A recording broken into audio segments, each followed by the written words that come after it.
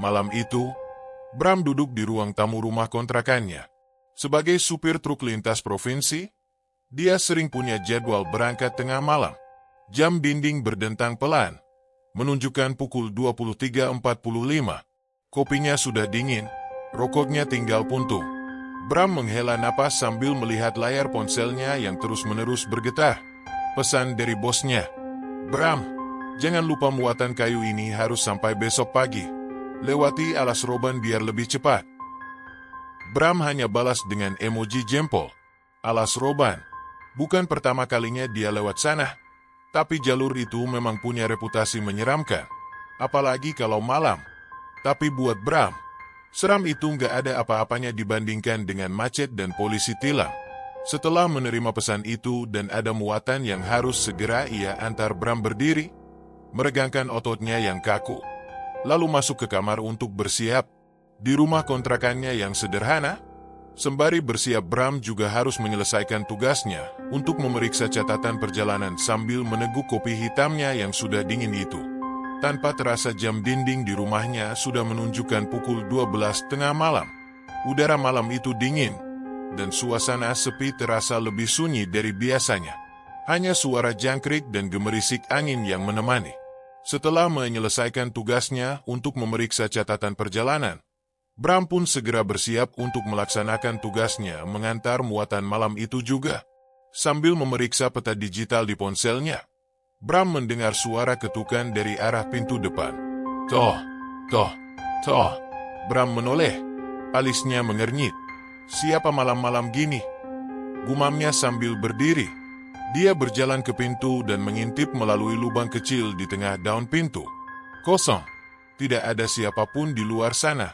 Toh. Ketukan itu terdengar lagi. Kali ini lebih keras. Bram merasa merinding. Tetapi dia membuka pintu perlahan. Di depannya, hanya ada jalan setapak gelap yang mengarah ke jalan besar. "Halah, bocah iseng kali," gumamnya, mencoba mengabaikan rasa takut yang merayap. Tapi saat dia menutup pintu, dia melihat sesuatu di lantai, bekas jejak kaki. Basah dan berlumpur, jejak itu mengarah dari pintu masuk ke dapurnya. Bram menelan ludah. Dengan langkah hati-hati, dia mengikuti jejak itu. Sampai di dapur, dia mendapati lantainya kosong. Tapi ada sesuatu yang membuat tubuhnya langsung dingin. Kompor gas yang tadi dia matikan kini menyala. Api birunya kecil tapi jelas berkobar. Di sebelahnya, sebuah panci berisi air mendidih, menghasilkan bunyi gemuruh yang aneh. "Bukannya tadi udah gua matiin?" Bram bergumam, bingung. Dia mematikan kompor lagi dan menggelengkan kepala. Mungkin lupa. Namun, sebelum dia bisa berbalik, sesuatu berbisik di telinganya. Pelan, tetapi jelas, memanggil namanya. Bram tidak terlalu memikirkan kejadian di rumahnya. Setelah menenangkan diri, dia berangkat dengan truk yang sudah siap di parkiran. Mesin truk meraung pelan, membelah malam yang dingin dan sunyi. Perjalanan awalnya lancar. Jalanan masih ramai kendaraan, meskipun kebanyakan adalah truk dan bus malam. Namun, semakin mendekati alas roban, suasana berubah. Lampu jalan semakin jarang, dan kabut tipis mulai turun. Kabutnya tebal banget, gumam Bram sambil menurunkan kecepatan. Di tikungan pertama, dia melihat sosok yang membuat nafasnya tertahan. Di bahu jalan, seorang perempuan berdiri diam membelakangi jalan. Rambutnya hitam panjang, mengenakan kebaya merah menyala. Tubuhnya tidak bergerak, hanya berdiri diam seperti patung. Bram memperlambat truk, mencoba memastikan apa yang dia lihat. Tapi tepat saat dia sejajar dengannya, perempuan itu menoleh. Wajahnya putih pucat seperti mayat, dengan mata hitam pekat dan senyum lebar penuh gigi tajam. Astaga! Bram menginjak gas, melaju kencang meninggalkan sosok itu di belakang. Tangannya gemetar di setir, sementara matanya terus menatap lurus ke depan, takut jika perempuan itu muncul lagi. Setelah Bram berhasil meninggalkan tikungan tajam di tengah kabut yang semakin tebal, suasana dalam truknya mulai terasa tidak nyaman. Udara di dalam terasa dingin dan berat, seolah ada sesuatu yang menyesakkan. meskipun kaca jendela sudah rapat tertutup. Untuk mengusir rasa sepi, Bram mencoba menghidupkan radio. Lagu koplo dangdut yang ceria terdengar, mengisi kekosongan kabin. Irama musik itu awalnya terasa menenangkan, tapi kemudian suara lagu perlahan memudar, digantikan suara gemerisik seperti sinyal radio yang terganggu. Yah, apalagi ini? Radio tua sialan. Bram menggerutu, memutar-mutar tombol frekuensi mencari saluran lain, tapi setiap saluran yang dia putar menghasilkan suara serupa, statik, tanpa nada. Kemudian, suara lain mulai muncul dari balik statik. Awalnya hanya gumaman samar, seperti orang yang berbicara di kejauhan. Lama-kelamaan suara itu menjadi lebih jelas. Itu bukan lagu atau siaran berita, melainkan suara seseorang yang memanggil namanya berkali-kali. Bram menegang.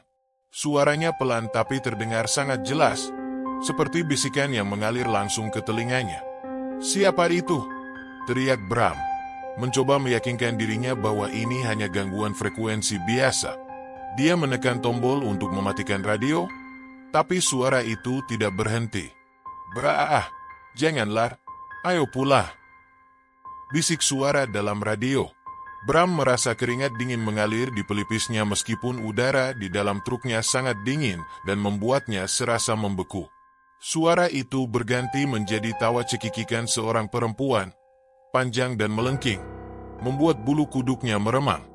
Dia melirik ke kaca spion, memastikan jalan di belakangnya. Tapi yang dia lihat justru bayangan gelap di bak truknya. Sosok itu berdiri tegak, samar di balik kabut. "Astaga, apa itu?" Bram berbisik, matanya tidak bisa lepas dari bayangan yang tampak semakin jelas. Sosok itu mulai bergerak, berjalan pelan di atas muatan kayu, seolah-olah gravitasi tidak mempengaruhinya. Dia menoleh ke depan, berharap fokus pada jalan, tapi suara di radio semakin menggema, memenuhi dalam truknya dengan suara langkah kaki di atas atap. Dengan hati-hati, Bram melirik kursi penumpang. Perempuan itu ada di sana. Dia mengenakan kebaya merah yang sama. Tubuhnya kaku seperti patung. Rambut hitam panjangnya menutupi sebagian besar wajah, tetapi dari sela-selanya, Bram bisa melihat senyum yang mengerikan. Bram berteriak, membanting setir ke kanan. Truk berbelok tajam, hampir tergelincir dari jalan. Tapi perempuan itu tetap ada. Tidak bergerak, hanya duduk diam seperti menyatu dengan kabin. "Pergi loh, jangan ganggu gua," teriak Bram panik, meski suaranya bergetar. Perempuan itu perlahan menoleh padanya. Wajahnya pucat, matanya merah menyala, dan senyumnya terlalu lebar, hampir menyentuh telinga. Setelah kejadian di dalam truknya itu, Bram merasa dirinya hampir gila. Perempuan itu lenyap begitu saja, tetapi suasana di sekitarnya tidak membaik. Kabut semakin tebal, menghalangi pandangan. Lampu depan truk seperti tidak mampu menembusnya, membuat Bram merasa seperti menyetir di tengah kehampaan. Jalanan mulai terasa aneh. Setiap tikungan yang dia lewati terlihat sama. Pohon-pohon besar di pinggir jalan seperti saling mengulang, dengan akar-akar yang menjulur ke tepi aspal. Dia mencoba mengingat-ingat rute ini, tapi seolah-olah dia terus berputar di tempat yang sama. "Kok rasanya nggak nyampe-nyampe?" Bram bergumam. Keringatnya mengalir deras, meskipun hawa dingin terus menusuk. Suara langkah kaki terdengar lagi. Kali ini lebih jelas, berasal dari atap kabin. Seseorang, atau sesuatu, sedang berjalan di atas truknya. Bram mencoba tidak memedulikannya, tapi suara itu semakin keras, seperti mengetuk-ngetuk langsung ke dalam tengkoraknya. Sebuah suara keras membuat Bram hampir kehilangan kendali. Dia melihat bayangan besar melompat dari atap kabin ke depan truknya. Bayangan itu menghilang di tengah kabut, tapi suara tawa perempuan kembali terdengar, menggema di sekitar truk. Dia memacu kecepatan, berharap bisa keluar dari tempat ini secepat mungkin. Tapi semakin dia menekan pedal gas, jalanan di depannya semakin panjang dan kabut semakin tebal. Tiba-tiba, di tengah jalan, muncul sosok perempuan berkebaya merah itu lagi. Berdiri diam di tengah aspal, menatap langsung ke arah truk yang melaju cepat. "Pindah, minggir," Bram berteriak, tapi sosok itu tidak bergerak. Bram membanting setir ke kiri, mencoba menghindarinya. Tapi saat roda truk berbelok, dia merasa seperti menabrak sesuatu. Bukan suara tabrakan keras, melainkan seperti sesuatu yang melintas menembus truknya. Kabin truk mendadak gelap. Lampu dashboard berkedip-kedip sebelum akhirnya mati. Suara mesin menghilang, digantikan oleh suara bisikan yang memenuhi telinga Bram. Jangan melawan, sudah waktunya. Suara itu bergema, diikuti oleh tawa melengking yang tidak manusiawi. Bram membuka matanya lebar-lebar, tapi pandangannya kabur. Di depannya, perempuan berkebaya merah itu muncul lagi. Kali ini, dia berdiri di sisi jalan, melambai dengan tangan pucatnya sambil tersenyum lebar. Ketakutan, Bram menginjak rem sekuat tenaga. Truknya tergelincir, ban belakang kehilangan kendali, dan truk besar itu menghantam pohon di sisi jalan dengan suara dentuman keras. Ketika Bram akhirnya sadar sepenuhnya, pagi mulai menyingsing. Langit di atasnya memerah, tetapi bukannya terasa hangat. Suasananya justru lebih dingin. Bram duduk di atas sebuah batu di pinggir jalan. Tubuhnya lemah dan napasnya berat. Truknya hancur total, tersandar pada pohon besar di tepi jurang. Muatan kayu berserakan, sebagian besar menutupi jalanan. Namun anehnya, tidak ada satupun kendaraan yang lewat. Tidak ada suara mesin, klakson, atau bahkan burung yang berkicau.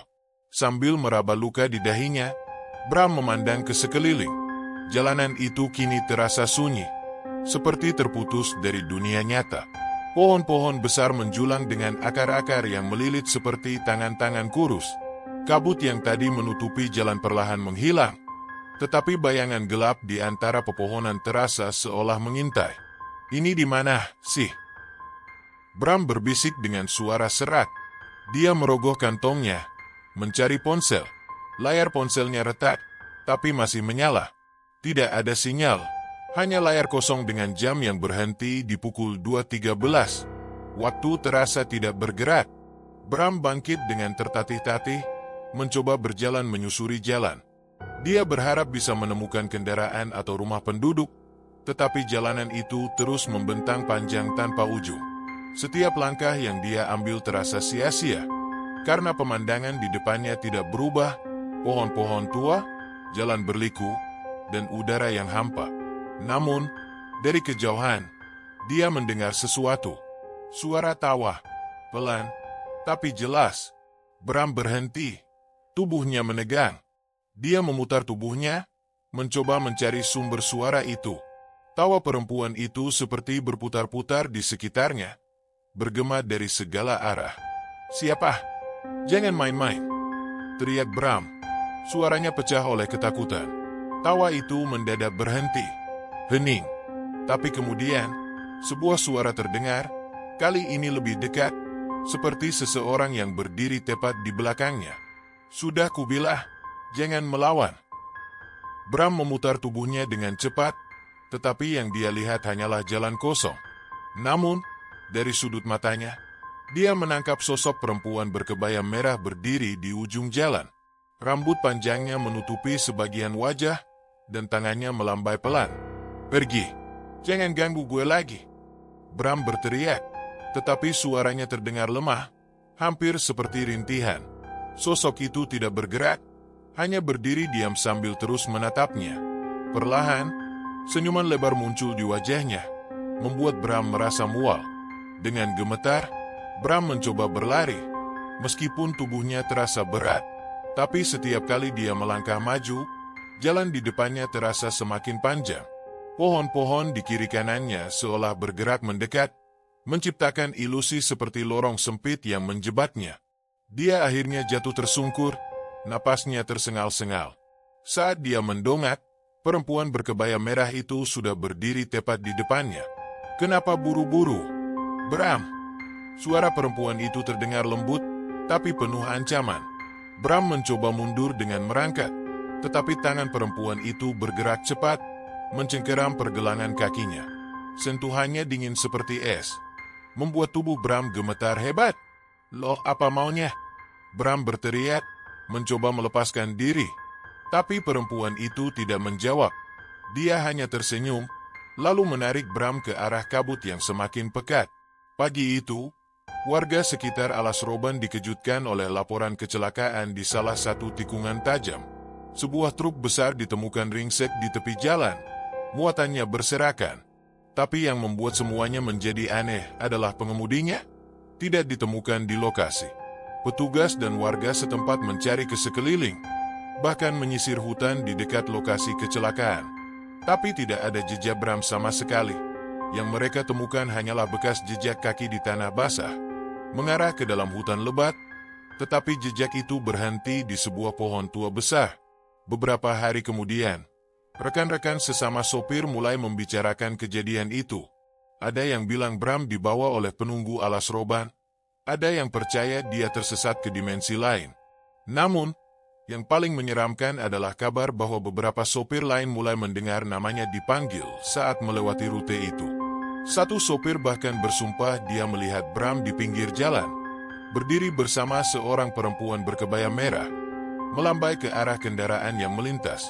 Sejak itu, tikungan itu dikenal sebagai tempat Bram hilang. Sopir-sopir yang melintasi rute tersebut selalu berpesan satu hal. Kalau dengar suara aneh atau lihat perempuan kebaya merah, jangan pernah nengok. Alas Roban tetap menyimpan misterinya, dan cerita tentang Bram menjadi salah satu kisah yang memperkuat angkernya rute itu. Sebuah peringatan bahwa tidak semua jalan bisa dilewati begitu saja, karena ada sesuatu yang menjaga, menunggu, dan mungkin mengincar.